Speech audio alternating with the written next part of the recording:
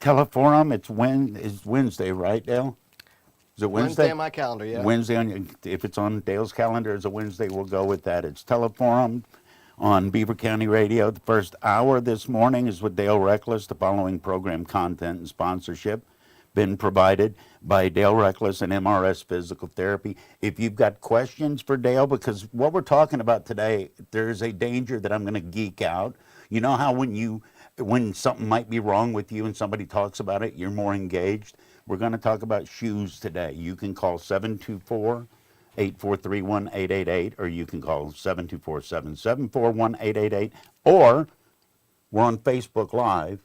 You can post your questions in the comments section. Dale Reckless of MRS Physical Therapy. How you doing? Good to see you. I'm great. Good to be here. Love when you come in because it's always interesting, but it's more interesting today. Can we start with me kind of creeping you out a little bit? Go for it. All right. You have been in my thoughts pretty much nonstop over the last couple weeks. Creeped out already. You didn't back up, though. I appreciate it. He didn't lean back. It's like, is he within reach with plastic fork? I was in the process of deciding on a pair of shoes, and I kept flashing back, honest to goodness. Well, the shoes I was wearing last time I talked to Dale, he said they were junk. He gave me inserts, and that made it better. I ran down the checklist of what makes a good shoe before I ordered my shoes. And that was amazing to me. And you were right. You say, well, what's the big deal? I can tell the difference in what I was, my daily wearer, what it was, and what it is now. It makes a difference. So thank you. And the fact that we're talking about shoes today, dude, those are nice. That's a collectible shoe. If you're not watching on Facebook, it's. Do you call them tennis shoes? Do you call them kicks? Do you call them shoes? I call them sneakers. Sneakers. Sneakers. That's my old school term. Sneakers. Okay. It's got everybody's. Yeah. It's like with pop or soda or Coke. Right. Everybody's got their own term. Right. We're talking about shoes today. What are we talking about? Well, there's a couple reasons why I wanted to talk about shoes. Really, the topic is plantar fasciitis.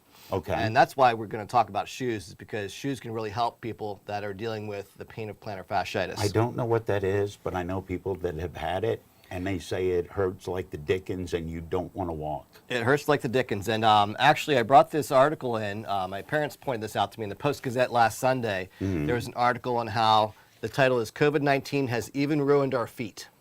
And some of my patients have actually read it because they brought it up to me as well. I shouldn't laugh, but what a horrible title for a story. But in addition to everything else, how did it ruin our feet? So what the article talks about is basically because we've been stuck at home for years, our activity level is different, and what we put on our feet is different. So a lot of us have been at home working from home. So we're not putting it, so instead of wearing our regular shoes to work, we're wearing slippers, we're going in bare feet. Our activity level is not as much as it had been because we were stuck in the house. Some people have gained weight, and all these are reasons why we have seen an increase of patients with plantar fasciitis issues and Achilles tendonitis issues as well. So this article talks to a couple podiatrists, actually, because a lot of people go right to the podiatrist when your feet hurt. Right. That have seen an increase of up to 35% of their patients are complaining of plantar fasciitis. So It's a pretty big uptake that some of these doctors have seen over the last year because of COVID-19, kind of side effects of what COVID-19 has done because of their change in activity level as well as what they are or are not, even more importantly, wearing on their feet has caused this plantar fasciitis issues. What exactly medically is plantar fasciitis? So your plantar fascia, I'll just use my shoe or sneaker as an example for those that are watching at home. Watching on Facebook, those are nice what are sneakers. They? Sneakers. So the plantar fascia runs along the bottom of your foot. It goes from your heel all the way up to the base of your toes here. So it's a long band that runs along the arch of your ligament? Foot. It's a tendon. Tendon, okay. And muscle that actually runs along here. It's called fascia.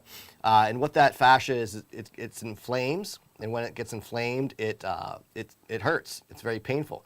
And usually for patients, it's the first step out of bed that hurts for them. So when you first put your foot on the floor, when you're getting out of bed, you feel a sharp pain under the foot. It could be your arch. It could be under the arch. It could be back towards the heel. It could be up towards the toe. But anywhere along that plantar fascia is what hurts there. Okay. And typically patients will complain about when they walk, It could be when they run, but many times, most of the time, it's that first step out of bed that really hurts. And that's because that plantar fascia is getting irritated from that step. Is it because you didn't walk while you were asleep? So it contract is not the right word. It gets tight during your sleep. It doesn't? Okay. Yep. And there's a couple things. Some people actually wear a boot at nighttime, or a sock that stretches their foot to keep their foot in a stretched position at nighttime. Is that one of the ones where at the toe it ties off up by your knee? Mm-hmm. Okay. Yeah, it's the strap that comes up just below the knee. Okay. It helps pull your foot in what we call dorsiflexion, a toe-up position. So that helps keep the plantar fascia stretched at night. But even more importantly, I think, is what you do during the course of your day, which includes proper shoe wear, right. as well as oftentimes an orthotic, which I brought a sample of the orthotics that we recommend to put inside the shoe, because most shoes don't come with a good arch support. So first thing I want to talk about is a good shoe. And actually I went shoe shopping with my son last night, and I couldn't believe the level of, I talked about this before, but actually experiencing it myself, I couldn't believe the expense of some of the shoes that really were not good quality. So we pulled up. They were stylish, but they weren't. They were stylish, but functionally they were horrible. Right. And you weren't getting your bang for your buck, because a cheaper shoe can be just as good as an expensive shoe sometimes as far as functionality. So don't think you have to spend a lot of money on a good shoe. So this is my actual sneaker that I purchased recently. That is a black and white with blue trim. It Nike, is, and Nike Air. And it's a Nike, and I'm not promoting Nike, because Nike makes good shoes and bad shoes, as I'll explain. Yeah. But you know, this is a good quality shoe because it's got firmness in the heel. We call this the heel counter here. So when you try to squeeze it or pinch it, it doesn't move a whole lot. It moves some, but not a whole lot. Not the heel cup, but the heel counters above that. Right. Okay. So what you'll see in the poorly designed shoes, and actually I was looking at a Nike shoe for my son last night that was very poorly designed, is I could pinch this heel cup all the way together. So I could bring my fingers all the way together because there was absolutely no support. Basically a sock. Yeah, and when he put it on, he said it felt like it was just a slipper. So it was his everyday shoe that he was going to be wearing to school, right. But it was going to give him no support at all. And it was like a $120 pair of sneakers, and I couldn't believe the price for a really poor quality sneaker. Right. Where these are like $70, $75 in a really good solid sneaker. And I see a lot of my patients wearing these as well. Those don't look quite as cool as the other ones, I bet. Probably not as cool looking, yeah. Yeah. My wife calls these my dad's shoes, but I wear my dad's shoes any day for comfort and quality. Right, and you recognize you're actually helping your body rather than hurting it, you know, not being a slave to fashion. Now, even a good solid quality shoe like this doesn't have a good arch support. What it does have is it has the good heel counter, so you want that in a shoe. It's got some flexibility here, but not too much, and some motion side to side, but not too much there. Now, a lot of the poorly made shoes, you can actually bring the toe all the way back to the heel because there's too much flexibility. Or you can rotate the toe back and forth about 40 degrees, which is too much. So this is a good quality shoe, but even this good quality shoe doesn't have a good arch support in it. So I recommend a supplemental arch support for most patients, especially if you're having issues with plantar fasciitis. And what an arch support does, like these power steps that I recommend and I personally use myself. That's what you gave me to put into my crappy shoes? That's right. They made all the different, and you don't notice it until my legs aren't as tight. Oh, okay, now it makes sense. These are great. Yeah, so how these are different than a lot of the ones you'll find in the store is they're full length, they have a nice cushion in the heel here, and they have some firmness in the arch. So what I mean by that is when you actually stand up and you put weight on it, that arch doesn't disappear. It gives a little bit, but it keeps its contour and keeps its firmness, which essentially is supporting the arch of your foot. Right. So when you're standing up and walking, that gives you good arch support here. And all you do is you pull out the foam stamped one. You pull out the foam stamped one that's inside your shoe, and sometimes they stick a little bit. Oh, the sole of it's color coordinated with the blue underneath too. I just saw the bottom. That's and nice. then this just slides right into your shoe. Yeah. Pops in, and then now you have a good shoe with good arch support. And that's really important, not just to have the good shoe, but to have good arch support. So you have something underneath your arch to support your arch when you're walking, running, or standing at your job or around the house. You, having just gone through this process, give me a ballpark figure of all the shoes you looked at, percentage-wise, how many of those were actually well-built, structurally, beneficial shoes versus a sock with a sole glued to it? Well, I can tell you that it didn't matter the price. The price point didn't matter. So Really? if I looked at a $120, $140 shoe, I still saw bad shoes that weren't designed to give you good support.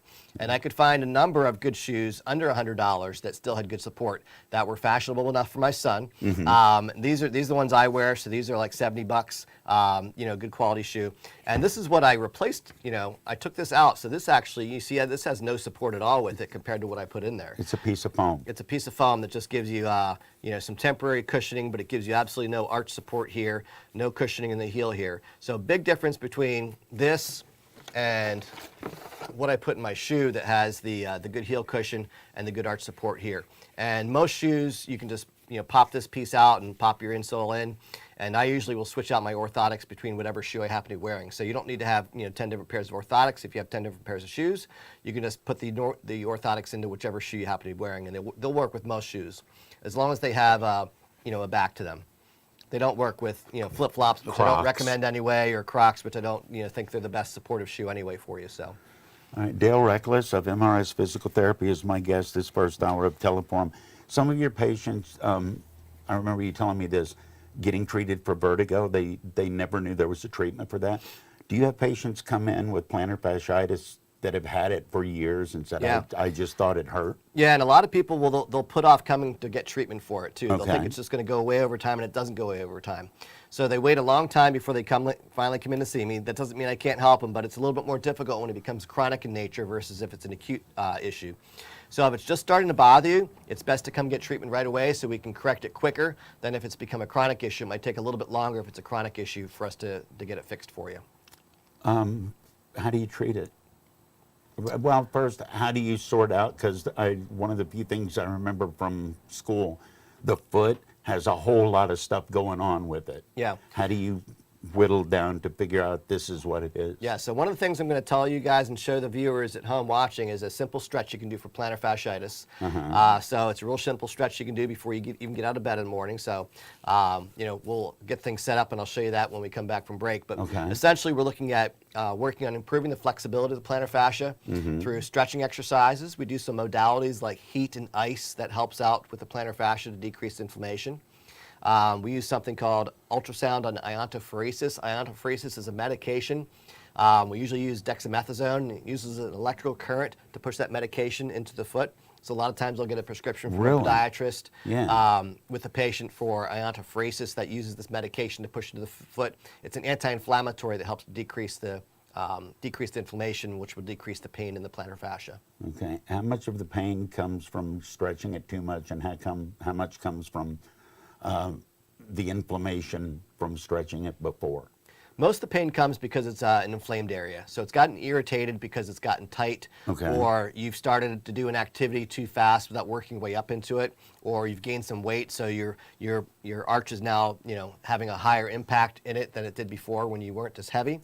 So most of the pain is coming from that inflammatory response, but a lot of times we're talking about proper footwear, proper orthotics, changing some habits like wearing a shoe in the house versus going barefoot or wearing slippers or flip-flops. Sometimes those habits have to be changed in order to get rid of that pain.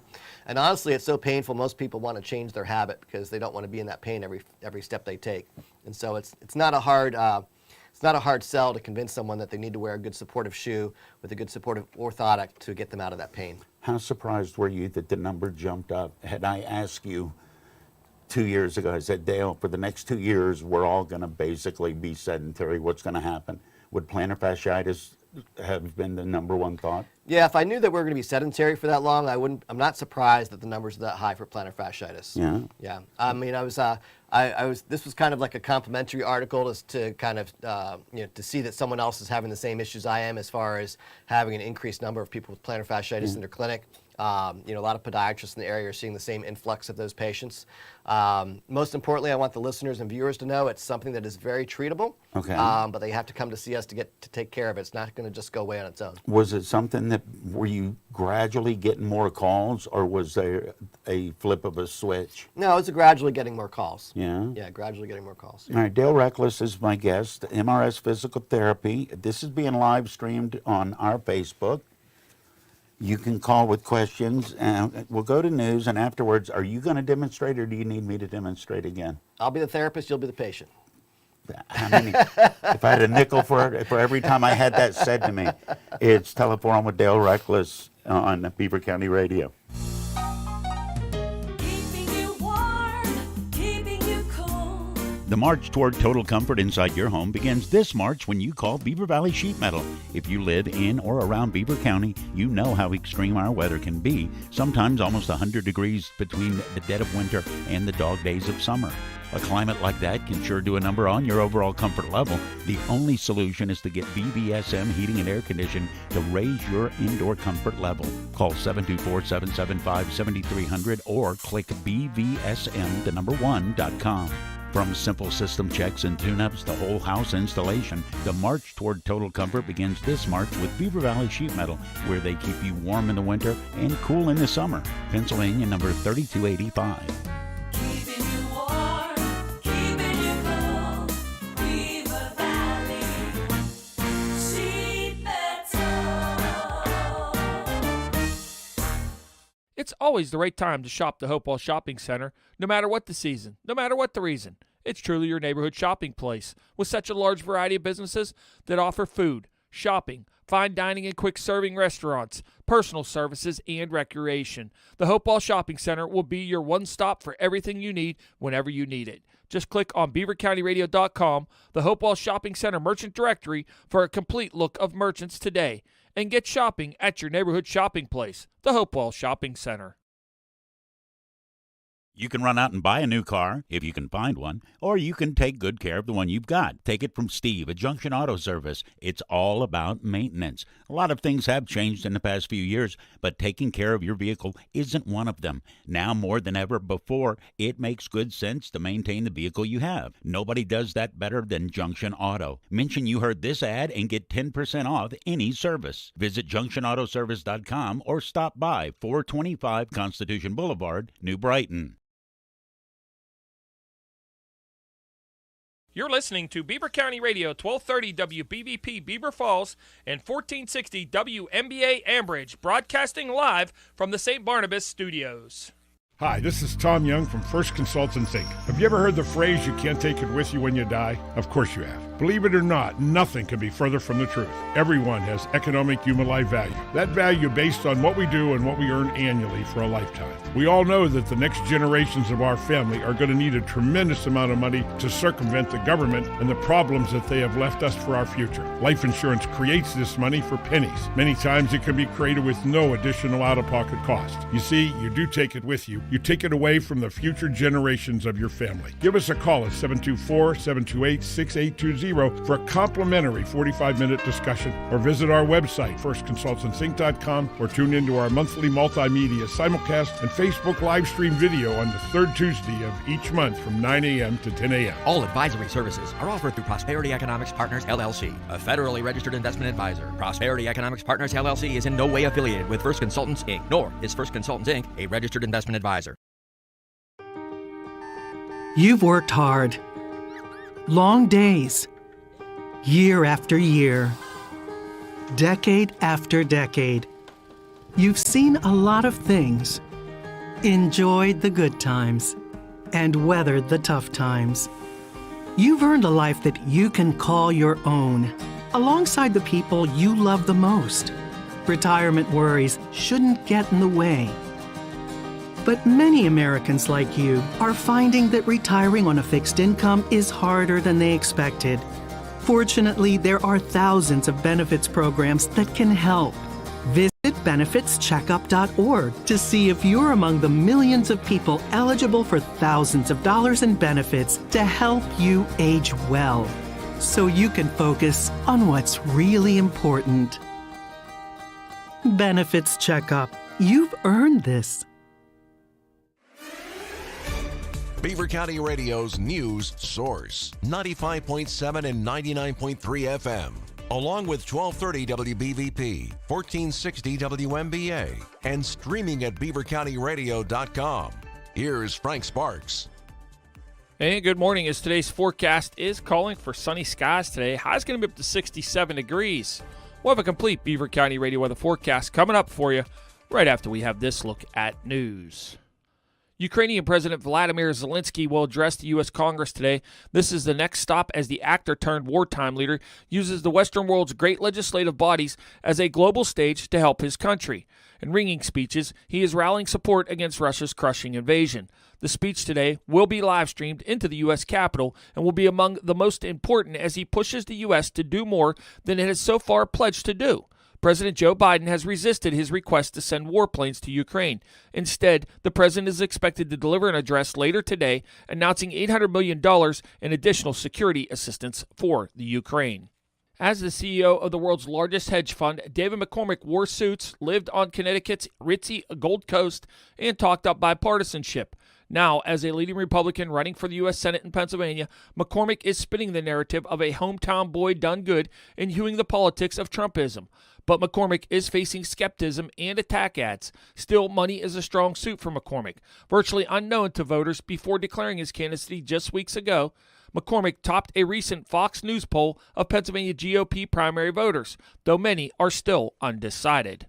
The fired head of Lancaster County's Drug Task Force is accused of stealing more than $200,000 in money seized or forfeited by court orders during drug investigations over a 6-year period.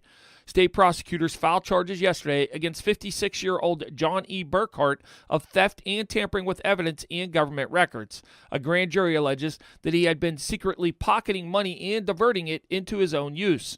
He was arraigned before a district judge in Lancaster yesterday afternoon with bail set at $25,000 unsecured. His lawyer, Hobie Crystal, isn't commenting on the case. Authorities say gunfire on a playground during a fight among teenagers in the eastern Pennsylvania city of Reading left one young person dead and 3 others wounded. Reading police said that 15 to 30 young people, some from outside the city and all believed to be 16 to 18 years old, had gathered at the playground in Brookline Park on Monday night to engage in a fight. Police said the gunfire from multiple individuals in the park then rang out. Chief Richard Tornelli said one person was found dead and 3 others are in good condition at a Reading hospital. No arrests were immediately announced. Pfizer-BioNTech will seek emergency authorization from the U.S. Food and Drug Administration for a second booster shot of their COVID-19 vaccine for people 65 and older, according to the Washington Post. Pfizer says it hopes the shot will boost waning immunity that studies have shown occurs 4 to 5 months after the first booster, according to 3 people the Post described as familiar with the situation. Neither Pfizer nor the FDA would comment to the Post on a request for authorization for a 4th dose for those over 65. However, Pfizer CEO Albert Bourla said Sunday that a 4th dose of the company's COVID-19 vaccine will be needed by all adults to bolster the immune system to be able to fight off other variants of the virus that will inevitably come in the months and years ahead. Yesterday marked Equal Pay Day, and Pennsylvania advocates gathered to call on the General Assembly to increase the minimum wage, saying it would help eliminate the gender wage gap. Emily Scott has more.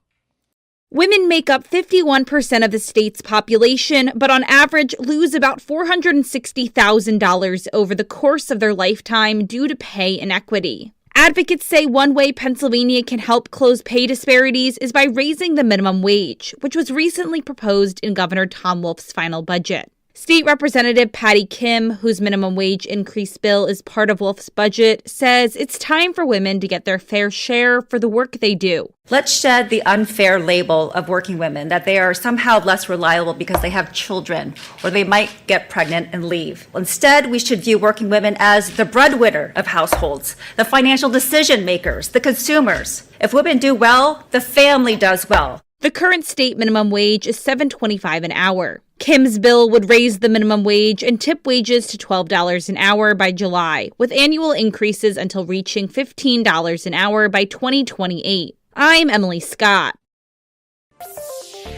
Here's the Beaver County forecast on 95.7 and 99.3 FM, along with 1230 WBVP, 1460 WMBA, and streaming at beavercountyradio.com. Sunny skies today. High is going to be 67 degrees. Then overnight tonight, mostly cloudy, low 46. Tomorrow, partly sunny with a high of 67 degrees. Friday, chance of afternoon rain showers, high up to 69.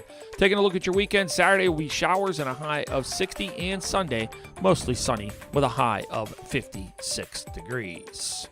Our newscast this hour is being brought to you by MRS Physical Therapy with 2 locations, one in Stone Point Landing in Bridgewater, the other, Cranberry Physical Therapy, located on Route 19 in Cranberry. If you need more information, you can go online to mrsphysicaltherapy.com. That is a look at the news for now. I'm Frank Sparks, Beaver County Radio News, 95.7 and 99.3 FM, presented by St. Barnabas, 1230 WBVP, 1460 WMBA, and beavercountyradio.com. You don't have to have had an accident, suffered a sports injury, or undergone surgery to take advantage of the benefits of physical therapy from Dale Reckless at MRS Physical Therapy. At a recent live broadcast at MRS Physical Therapy in Bridgewater, Dale Reckless talked about treatment for the common foot pain condition, plantar fasciitis. Plantar fasciitis is a pretty common thing, and I tell my patients, don't wait to come and get some treatment for it. The longer you wait, the more chronic it becomes.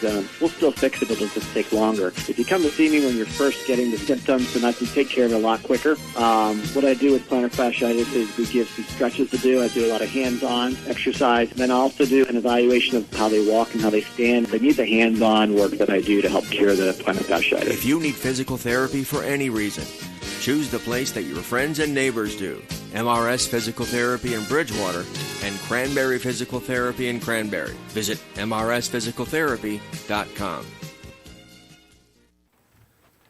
1230 WBVP 1460 WMBA, 99.3 FM, presented by St. Barnabas, 95.7 FM. And if you're watching this on Facebook Live, you will notice that Dale Reckless and I are no longer behind the desk. We're in front of the desk, signaling that Dale's going to do stuff to mess with me. What are we doing? All right, so today's topic is feet. If you've just tuned in, we're talking about plantar fasciitis, which is a really common irritating pain in the bottom of your foot, along the arch of your foot. It can go anywhere from the heel up to, all the way up to the toes on the bottom of the foot. Often it's your first step out of bed, you put your foot on the ground, you feel that pain there. It can last throughout the day, it can be irritated throughout the day. And so we're going to show you a couple of really simple stretches that we do and recommend for our patients with plantar fasciitis. So if you're watching at home, you can, on Facebook Live, you can kind of see how we do this. If not, if you're just listening, I'll try to explain it so you can understand what we're doing. I want to apologize that I didn't know my shoes were going to be on the air and they're dirty. That's right. We're taking one of your shoes off anyway. Well, that's probably going to be worse, but okay. All right. What do you need me to do? Just take your right shoe off there. Okay. So is it true that if you can slip the shoe off without untying it, that it's not tied tightly enough? That's true. All right. Go ahead. I'll adjust it. Okay. So you want to do this stretch at home before you even take your first step out of bed. So you wake up in the morning and you're going to do this stretch before you even get up out of bed to help stretch that plantar fascia that got tight through the night and has been irritating for you. Right. So imagine this table is Eddie's bed, and so he's going to I'm all about it. Pop his right leg up in the bed like he's sitting up in bed, and we're going to put this towel underneath his foot here. I like how you didn't put the towel up until after I got it up there, Dale. So the towel is underneath his leg, and then it comes across the bottom of his foot, and he's going to hold on to that with his hands, and he's going to let his ankle relax and pull that towel gently back towards him. As he pulls that towel gently back towards him, he could feel some tightness in his calf. Yep. He might feel some tightness in his hamstring underneath the knee. But what we're really trying to stretch is the plantar fascia underneath the foot right here. So he's getting that toe extended back. He's getting that ankle pulling up towards him, and he's getting a good stretch under the plantar fascia. We're going to have him hold that for about a 15 to 20 second hold, and have him, if you're at home, you do that for 3 or 4 reps. Okay? So this is a really simple stretch you can do for plantar fasciitis. Before you even get out of bed, first stretch you do, have a towel by your bed, just throw that under your foot and stretch that up. That'll help keep, it'll help stretch that plantar fascia out that's gotten tight through the course of the night. How long will it take to, if I've got plantar fasciitis, I start doing this, should I see some results within a day or two, or is this? You'll probably see results within a week. Okay. In the first week. But you also have to complement that with, like we talked about earlier, good shoe wear, wearing shoes around the house, something with a good orthotic inside of it. Doesn't have to be real expensive. Like I talked about, these power steps that I sell, they're only $45. They're off the shelf. They're really simple, but they're very effective because of the arch that's support that's there, plus the heel cushion. So you don't have to spend a lot of money on orthotics. Some people spend hundreds of dollars on orthotics. Yeah. For most patients, some people need custom made, but most patients do not. Most patients will do well with something off the shelf like this with a good firmness in the arch and a cushion in the heel. I've seen the cheap, non-useful gel ones for that much. Yeah. not helping you at all. So Yeah. 45 is not bad. No, I think it's a pretty decent price to wear. And these are the same design that I've been wearing for the last 6 years or so. I switch them out about every 6 months. Same with Okay. my sneakers. Am I still supposed to be pulling on my foot? No, that's the first stretch. I just want to demonstrate that one. We can go to the next stretch. Okay. Okay, and you can pop your shoe back on for the next one. And for the sake of everyone here. Okay, so the next stretch you want to be near a wall. So you're going to do this in a doorway or a wall in your home. Mm-hmm.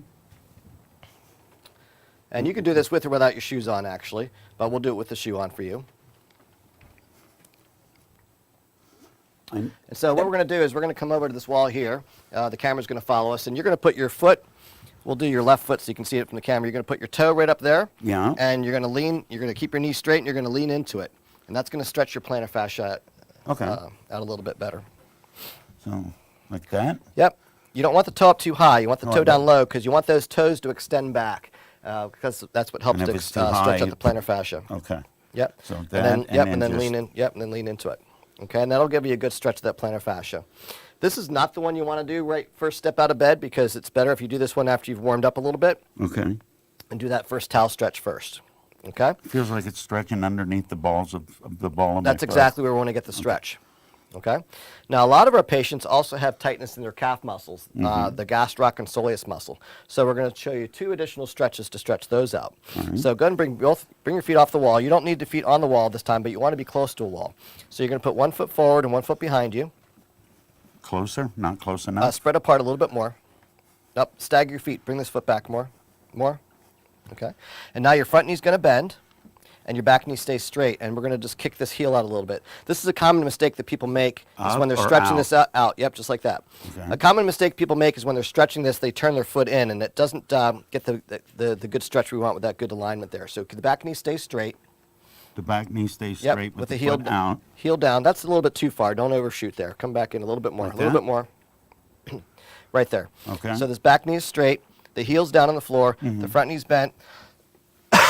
Excuse me. And you lean into the wall and get a good stretch on that on the calf muscle. I feel So now we're I stretching feel your- it in my thigh, too. Well, you probably have some tightness in your quad muscle as well then. All right. So this stretch's purpose is to stretch the gastroc muscle, which is right here in the calf. The other muscle that's deeper is the soleus muscle. To stretch that, we bring your left foot forward now. Okay, now both knees are going to bend, but keep the feet staggered a little bit still. Bring the foot back a little bit more. Okay, now both knees bend with both heels down flat.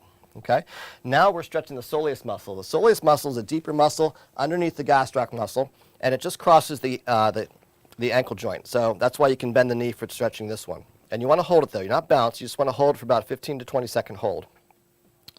Now you're stretching the soleus muscle. So for people that have Achilles tendonitis, in addition to plantar fasciitis, these are additional stretches you can do to stretch those out.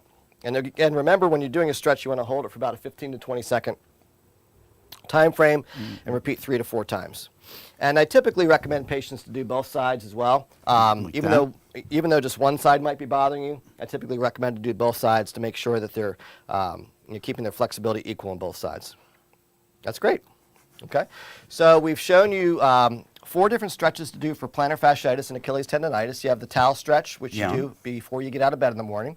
And you have the one with your toe up against the wall, and then one with your feet, 2 have the feet staggered, but one the back knee is bent, the other one the back knee is straight. So that's what differentiates the muscles that you're stretching when you're doing those 2 muscles. Okay.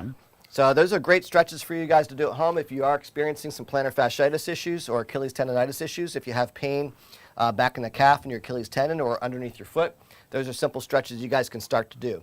Now, if you're doing these stretches and it's not enough, I do recommend you come in for some physical therapy. In addition to teaching you those stretches, physical therapy will do hands-on manual techniques to stretch the plantar fascia, where we'll get our hands in there and start, and to work it out a little bit. Is that almost like a miniature massage? Sure. Okay. Yep.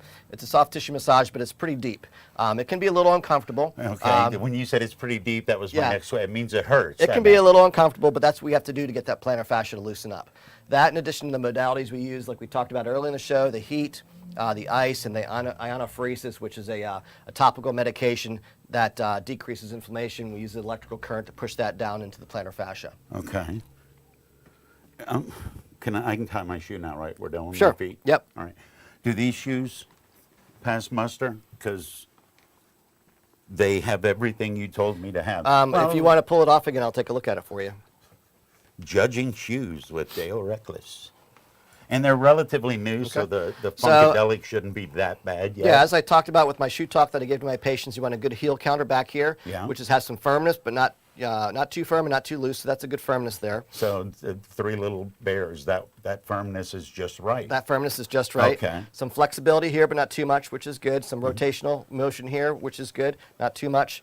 And then I would recommend that you pop out this, which, it looks like there's support here, but there's not. It's just molded to look like support. It's just a piece of foam there. So I recommend popping that out and putting like an orthotic like this that's got the firmness there to give you good arch support. But the shoe quality is great. Okay. Like I said, most shoes don't come with a good arch support inserts. So most shoes I would recommend a supplemental orthotic, simple off the shelf, $45, not a big expense, something like that for your foot. I got more. Oh, I got more questions. When people come to you for this, do they expect it to be instantly healed? Because some that's do. why I asked you. I said, how long does it take if you do to see anything? Yeah. This isn't something like you got to, you pop your back and now all of a sudden you feel better. No, it takes some time. I actually have a current patient right now that honestly is a little frustrated, but they're only coming to see me once a week because of their job. They need to be coming more frequently to get the best benefits. Usually 2 or 3 times a week of therapy is going to be best for you. Yeah. And usually a couple weeks before you see some improvements. But you really need to change your habits, which means changing your shoe wear, not just having a proper shoe, but wearing shoes around the house. And really important is having a good orthotic that's going to give you the arch support to support your plantar fascia underneath, and really easy just to pop inside any shoe that you're wearing, whether at work or at home. Why is the insert not considered a part of a quality shoe? Because what you said is exactly right. I don't know, if anyone's making things, they're trying to make the best they can for the lowest price, so the most fashionable thing for the lowest price would probably increase the price a little bit. I don't know. It is a little, like I said, I went shoe shopping with my son last night, and I was really disappointed in the shoes that were out there, that how much they were charging for a really poor quality shoe, that I'm sure a lot of people think, oh, I'm spending $120, this has to be a good shoe, and it's not. The price point doesn't make a good shoe. You really have to look at each shoe and evaluate those qualities that I just talked about to make sure you have a good quality shoe that's going to support your foot. Why don't more people know that?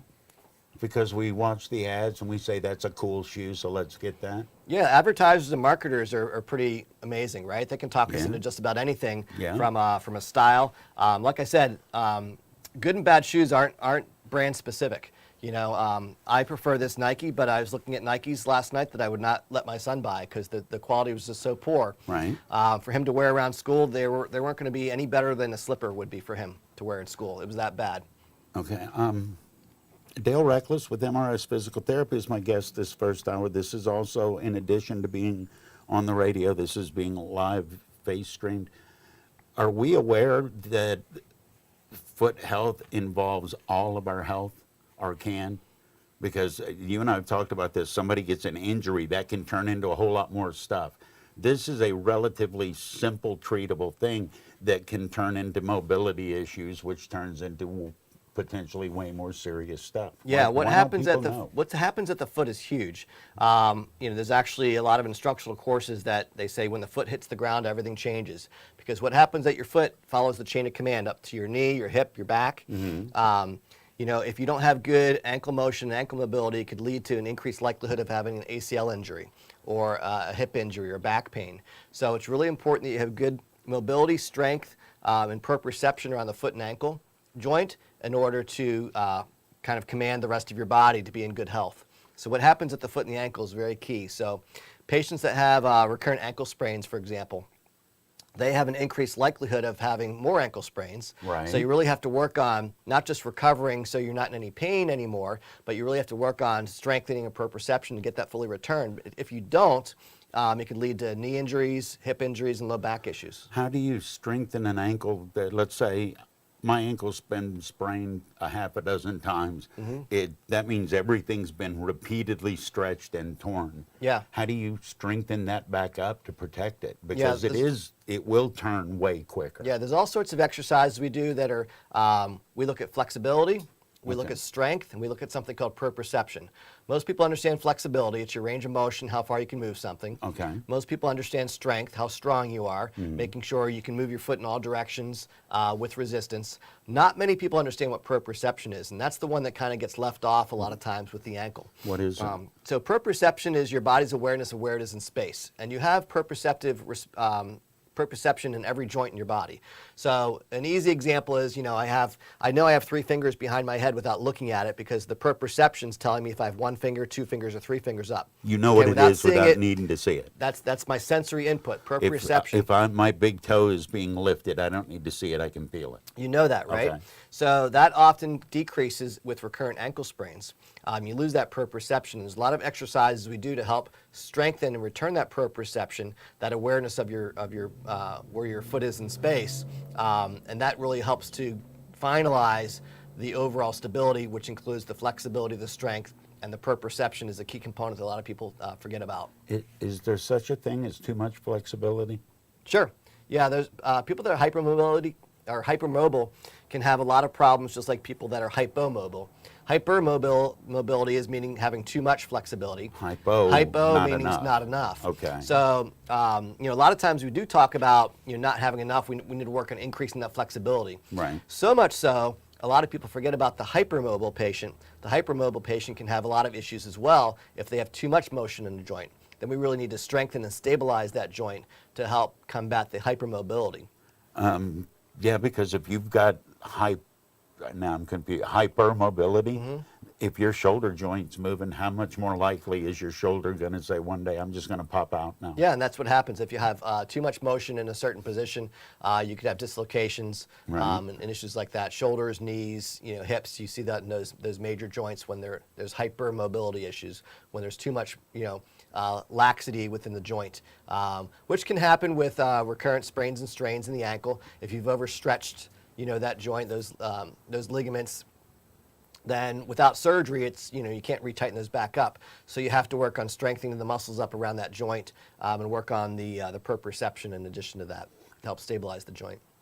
How much more helpful is stability if you go, the shoe in front of us is low cut. When you start getting into mid cut and high tops, is that more beneficial? Absolutely, especially if you're doing a sport, like basketball. That's a typical, people wear high tops for basketball because rolling your ankle can happen really easy in basketball. You step on someone's foot and you roll your ankle. Yeah. It's real common. So having a high top shoe can help give you that supplemental support, especially if you're doing a specific sport where that's highly common to happen. Is there anything that I should have asked you about? Because I've learned again way more than I had planned on. Dale Reckless with me. It's MRS Physical Therapy for the first hour. Is there anything you wanted to let people know about? How do they pick out a good shoe? Tell them again, because having gone through this the last couple weeks online, I was looking, what would Dale think that squeezes, but it doesn't. What do they look for when they go? Forget the fashion first. One first thing I want to talk about is how to find us and how to talk to me. So if you ever it's even better. Dale will tell you. Call him. If you ever want to know about a shoe, come down to my office. I'll check it out for you. I can do an assessment evaluation of your foot. See if you need an orthotic or not. See if you have a good shoe or not. I have 2 offices, one in Bridgewater and one in Cranberry. The office in Bridgewater is right in the heart of Bridgewater in Stone Point Landing. That number is 724-728-7550. And then the office in Cranberry is on Route 19, right next to North Park Lounge. That number is 724-591-8121. You could always email me at d.reckless@mrsphysicaltherapy.com. And you can also check out our website, which is mrsphysicaltherapy.com as well. A lot of good information on those. And keep in mind, you don't necessarily you don't need a doctor's script to come see us. Okay. We have something called direct access. So most insurances will allow you to come see me without a prescription from your doctor. So all you have to do is give us a call, and we'll schedule you an evaluation, and we'll set it up. We take just about every insurance out there, so you don't have to worry about your insurance and coverage. We take most insurances, so that's not an issue for us. And you can come in, and I'll do an evaluation of your ankle, foot, and your shoe wear, and your orthotics. And depending on what issues you're having, some people have issues with balance as well. We can do a balance assessment in addition to a foot and ankle assessment for you. When you're out in public and you see somebody cruise by wearing a pair of flip-flops, as a professional, do you cringe? Especially when my patients come in the door, I cringe when they're wearing the flip-flops. I try not to judge outside of my work, Right. but yeah, when patients come in and they're wearing flip-flops or a very unsupportive shoe, it's one of the first things we talk about, especially if they're having foot ankle pain. Right. A quick fix that they can do, change that habit so they have a good supportive shoe. So how often a patient comes in, my ankles are killing me, and they're wearing Crocs. Yeah. Yeah. Yeah. So there's some quick habit changing things we can do with proper footwear, good Yeah. orthotic that can get you out of that pain and discomfort. But then on top of that, we're looking again at flexibility, strength, and proprioception to help strengthen and stabilize the foot and ankle so you're not in that same pain that you had. And it has a direct effect on every aspect of your life. It does. It affects the whole chain of command. Mm-hmm. When your foot hits the ground, everything changes. It affects your foot, ankle, your knee, your hip, your back. So we always include looking at what you're wearing on your feet and what's happening at your ankle in our assessments with our patients.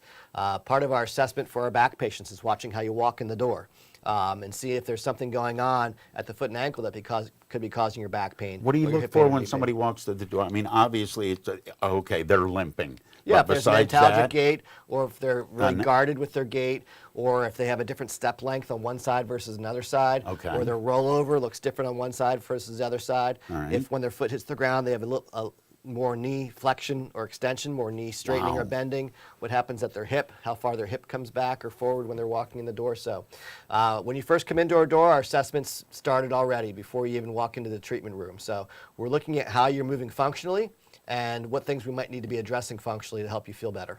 all right, get a hold of Dale, call MRS Physical Therapy, the preceding content, sponsorship from Dale. It's always great seeing you.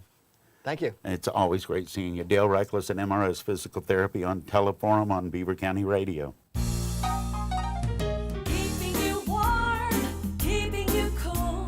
The march toward total comfort inside your home begins this March when you call Beaver Valley Sheet Metal. If you live in or around Beaver County, you know how extreme our weather can be, sometimes almost 100 degrees between the dead of winter and the dog days of summer.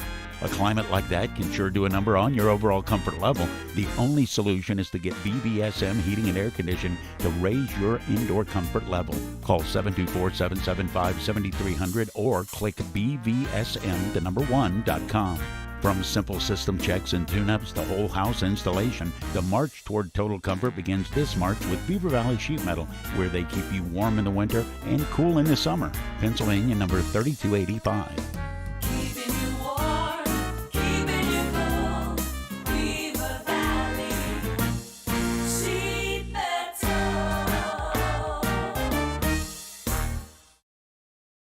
As in all human conflict, adults fight and children suffer. Today, 7.5 million children in Ukraine need to find water and shelter. They need safety and school. They need a place to sleep and comfort in the dark. Show them the world cares. Support UNICEF. On the ground in Ukraine, we won't stop until every child is safe. UNICEFUSA.org/Ukraine crisis.